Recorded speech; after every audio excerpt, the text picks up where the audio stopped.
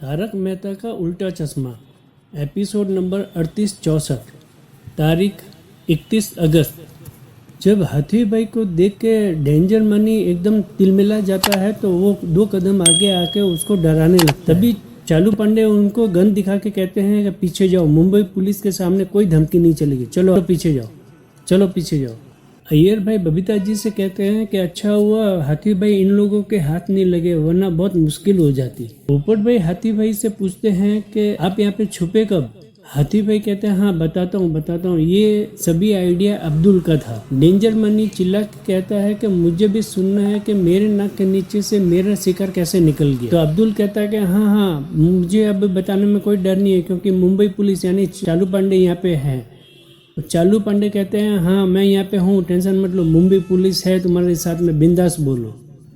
हाथी भाई कहते हैं कि ये पूरा आइडिया अब्दुल का था, उसी ने मुझे बोला कि यहाँ पे छुपने के लिए। अब्दुल कहता है जब आप लोगों सभी वहाँ पे नीचे झगड़ा हो रहा था डेंजर भाई के आदमियों के साथ में, तब मेरे दिमाग में ये आइडिया आया कि मुझे हाथी भाई को कैसे और कहाँ छुपाना है।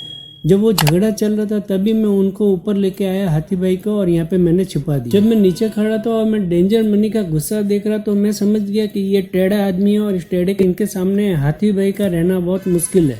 अब्दुल कहता है ये तो अच्छा हुआ कि ये लोग हाथी भाई को पहचानते नहीं थे, इसीलिए मैं ये आइडिया लगाया कि उनको यहाँ पे छुपाना, और मैं सही मौका देखा और उनको ये उसी भीड़ के बीच में से चुपके से लेके आ गया। डॉक्टर हाथी कहते हैं कि अब्दुल तू मुझे यहाँ पे क्यों लेके आया है, मुझे हॉस्पिटल जाना है। अब्दुल कहता है कि अभी आप वहाँ पे नीचे सेफ नहीं हो, आप नीचे से सेफ निकलोगे तभी तो हॉस्पिटल जाओगे ना, इसीलिए मैं ऊपर लेके आया हूँ आपको छुपाने के लिए। आपका छुपना बहुत ज़रूरी है, वरना आपको पहचान जाता तो बहुत मुश्किल हो जाता। हाथी भाई कहते हैं कि मुझे कैसे भी करके हॉस्पिटल पहुँचना है, मुझे छुपना नहीं है, मुझे चिंतामणि की चिंता है, वो बेहोश है हॉस्पिटल में। अब्दुल कहता है कि आप उसकी चिंता क्यों कर रहे हैं, चिंतामणि तो अभी हॉस्पिटल में है, डॉक्टर भी उसके पास में है, उसका इलाज हो रहा है, आपका छुपना जरूरी है, प्लीज समझिए बात को। अब्दुल कहता है कि हाथी भाई अभी उस चिंतामणि से ज़्यादा आपकी फिक्र आपको होनी चाहिए, यदि आप सही सलामत रहे तो चिंतामणि का भी इलाज हो जाएगा, लेकिन अभी वो डेंजर भाई बहुत गुस्से में है, सोचिए आपका आमना सामना होगा तो क्या होगा, प्लीज़ मेहरबानी करिए आप छुप जाइए। डॉक्टर हाथी कहते हैं मैं एक डॉक्टर हूँ, मेरी कुछ जिम्मेदारी है, मैं ऐसे कैसे अपने पेशेंट को छोड़ के यहाँ पे छुप जाऊँ। अब्दुल कहता है मैंने बहुत समझाने की कोशिश की, लेकिन तुम मान ही नहीं रहे थे, छुपने के लिए तैयारी नहीं हो रहे थे, ऐसे तैसे मैंने इनको मनाया। हाथी भाई कहते हैं मैं छुपूंगा कहाँ पे? अब्दुल कहता है मैं सोचता हूँ कैसे छुपाना है आपको।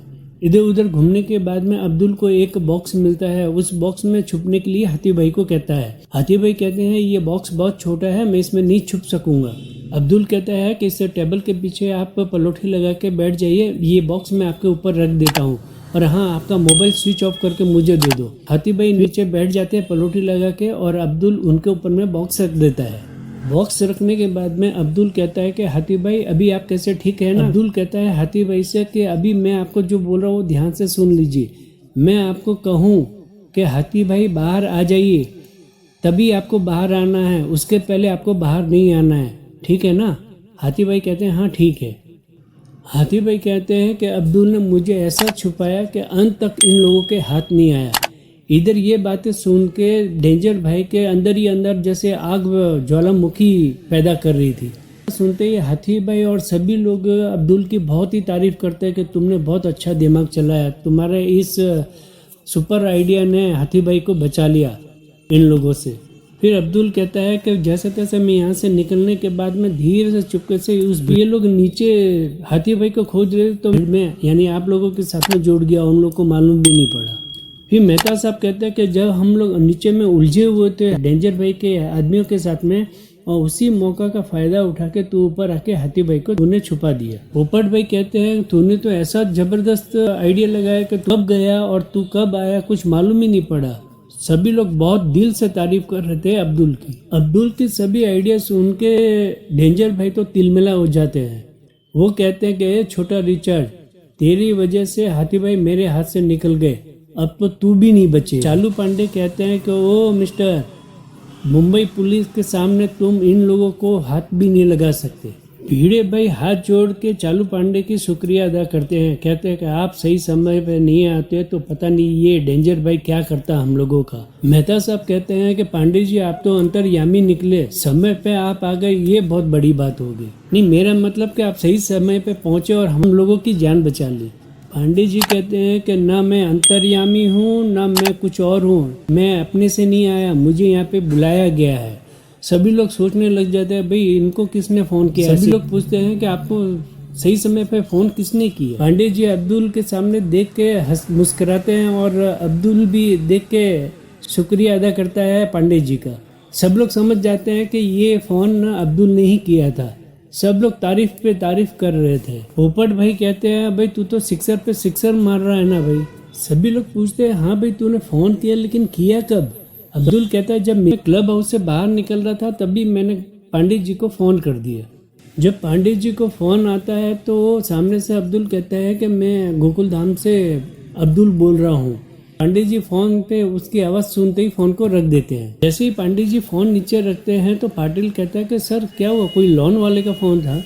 तो पांडे जी कहते हैं नहीं है, गोकुल धाम से अब्दुल का फ़ोन था। तो पाटिल कहता है तो आपने फ़ोन क्यों काट दिया। पांडे जी कहते हैं कि कभी भी इन लोगों के गोकुल धाम में जाते हैं कोई केस सुलझाने के लिए, तो मान लो ऐसा लगता है कि बेगानी शादी में अब्दुल्ला दीवाना।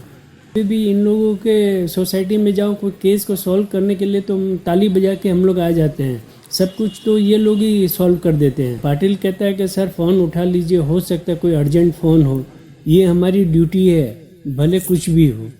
पांडे जी कहते हैं हाँ सही बात है। तभी रिंग बजती है और पांडे जी फ़ोन उठाते हैं। पांडे जी कहते हैं कि जब भी फ़ोन उठाते हैं तो उन लोग का यही एक डायलॉग रहता है, पांडे जी आप जल्दी आ जाइए, हम लोग मुसीबत में हैं। अब्दुल भी वही बात करता है और पांडे जी पाटिल को कहते हैं देखा मैंने बोला था ना, वही बात इसने बोली। अब्दुल कहता है कोई डेंजर मनी नाम का आदमी है, उसके साथ में कोई 10-12 आदमी लोग भी और सोसाइटी में घुस के गुंडागर्दी कर रहा है, हम लोग बहुत खतरे में हैं, प्लीज़ आप आ जाइए। पांडे जी कहते हैं आप लोग किसी खतरे से कम हो क्या, कर लो सॉल्व आप खुद ही। अब्दुल कहता है कि हमारे साथ साथ औरतें भी मुश्किल में हैं और मुसीबत में हैं, प्लीज़ आप जल्दी आ जाइए। पांडे जी कहते हैं हाँ ठीक है, फ़ोन रखो मैं आता हूँ वहाँ पे, ये लोग सच में कोई खतरे में हैं, हमें जाना पड़ेगा, चलो। सोडी कहता है कि पांडे जी आप सही समय पे आ गए हो। और बबीता जी कहती है कि हाँ आप सही समय पे आए और चाचा जी को इंजेक्शन से बचा लिया। चाचा जी कहते हैं हाँ नहीं तो ये तो डेंजर ने मेरे को इंजेक्शन लगा ही दिया था समझो। अंजलि भाभी कहते हैं थैंक यू अब्दुल भाई कि आपके वजह से हम लोग और ख़ास करके चाचा जी बच गए, वरना न जाने अभी तक हम लोग तो कैसे घेरे में होते। कोमल भाभी कहती हैं कि लेके जाइए इस डेंजर भाई को, हम लोग के नाक में दम कर दिया था इसने। पोपट भाई कहते हैं कि कितना परेशान किया, हमारे घर में घुसा, तलाशी ली, हम लोग को धमकाया, हाथापाई की और न जाने क्या कितने कितने लोगों को परेशान किया और न जाने किस किस को परेशान किया।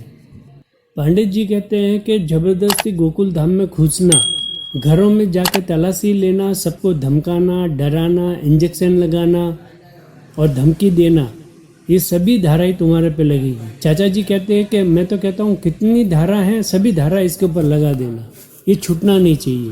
डेंजर मनी कहता है आप मुझे लेके जाओ भले, लेकिन मैं इस डॉक्टर हाथी को छोड़ूंगा नहीं, इसने मेरे भाई को दवाई दे के बेहोश किया। और वो पांडे जी कहते हैं क्या बदला बदला कर रहा है, समझ में नहीं आ रहा। अरे डॉक्टर तो भगवान के रूप होते हैं, कानून की रक्षा करने वाले भी इनकी आदर करते हैं, सम्मान करते हैं। अरे डॉक्टर तो सबकी रक्षा करता है, सबकी जान बचाता है, और तुम एक ऐसे इंसान हो कि डॉक्टर की जान के पीछे पड़े हो, तुम्हें तो शर्म आनी चाहिए। डेंजर भाई कहते हैं कि कैसे मैं इसे छोड़ दूँ, इसकी वजह से मेरा भाई हॉस्पिटल में है और बेहोश पड़ा है, इसकी गलत दवाई से मेरा भाई अभी। पांडे जी ये सभी बात सुन के हाथी भाई से कहते हैं क्या ये बात तो सही है कि आपकी दवाई की वजह से ये बेहोश हुए हैं। तो हाथी भाई कहते हैं कि मैं आपको शुरू से पूरी बात बताता हूँ। चिंतामणि नाम का ये आदमी नया नया पेशेंट मेरा बना और ये बाजू की सोसाइटी में नया नया शिफ्ट हुआ था। ये कभी भी आता और कहता कि मैं बीमार हूँ करके मेरे पास आता और दवाई मांगता। मैंने उनको पूरी तरह चेक किया, लेकिन वो जरा भी बीमार नहीं थे और उनको ये गलत फहमी थी कि वो बीमार है और ये बीमारी के नाम से मुझसे दवाई मांगते रहते थे। एकदम ठीक थे, उनको कोई बीमारी नहीं थी। अब आप बताइए पांडे जी, कोई बीमार नहीं हो तो मैं उसको दवाई कैसे दे सकता हूँ? कि अभी भी आके जिद पकड़ के बैठ जाते थे कि मैं बीमार हूँ, मुझे दवाई दो। मैं थक हार कर मैंने अंत में उनको दवाई दे दी। डेंजर भाई कहते हैं कि आप इनको भी गिरफ्तार करो, ये खुद अपना जुर्म कबूल कर रहे हैं कि उन्होंने दवाई दी। डॉक्टर हाथी कहते हैं कि नहीं, मैंने जो दवाई दी थी वो बच्चों की दवाई थी। सब लोग चौंक जाते हैं कि भाई बच्चों की दवाई दी? तो डेंजर भाई कहते हैं हाँ, इसीलिए वो बच्चों की दवाई दी, इसीलिए मेरा भाई बेहोश हो गया। हाथी भाई कहते हैं कि बच्चों की दवाई यानी कि वो 0 साइड इफेक्ट होती है, उसमें 0 पावर होता है। ये हम बच्चों को इसलिए देते हैं क्योंकि बच्चे हमेशा दवाई से डरते हैं, वो दवाई खाने के लिए मना करते हैं। तो ये दवाई देने से उनकी दवाई का डर हमेशा के लिए ख़त्म हो जाता है, किसी को भी कोई तकलीफ नहीं होती। और मुझे अपनी जिम्मेदारी खुद को मालूम है, मैं किसी को भी इस तरह से बीमार नहीं कर सकता। मुझे डॉक्टर हाथी कहते हैं कि इस दवाई से ना तो कोई नुकसान होता है, ना कोई रिएक्शन होता है, ना कोई इफेक्ट होता है। ये बच्चों की दवाई है, इसीलिए बच्चों की दवाई किसी को भी दे सकते हैं। अपडेट रहने के लिए मेरे इस चैनल को लाइक करें, शेयर करें, और यदि आप नए हैं तो सब्सक्राइब करें और बेल आइकॉन बटन को क्लिक करें और पाए सबसे पहले नोटिफिकेशन। धन्यवाद।